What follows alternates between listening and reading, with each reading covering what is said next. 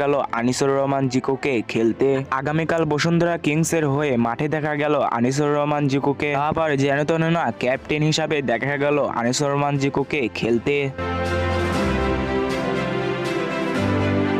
নিজের শেষ ম্যাচ খেলেছিল 2022 সালে, তারপর থেকে আর কোনো ম্যাচ খেলেনি আনিসুর রহমান জিকো। একটি ভুলের কারণে জাতীয় দলেও খেলেনি এবং ক্লাবেও তাকে নিয়মিত খেলানো হয় নাই। তারপর থেকে এক মুহূর্তে যেন আড়ালে চলে যান আনিসুর রহমান জিকো। জাতীয় দলেও বাদ পড়েছিল এবং ক্লাব থেকেও বাদ পড়েছিল, কোন জায়গায় খেলতে পারছিল না এই আনিসুর রহমান জিকো। এরপর হঠাৎ করে 2024 সালে ক্লাবে দেখা যায় আনিসুর রহমান জিকোকে। দেখা তো যায় কিন্তু তাকে মাঠে নামানো হয় না। এভাবেই সে যেন এক মুহূর্তে তার হাল ছেড়ে দেয়। এরপর 2025 সালে হামজা চৌধুরী, শামীম ফাহমিদুলরা ন্যাশনাল টিমে আসার পরে সে যেন আবারও জেগে ওঠে।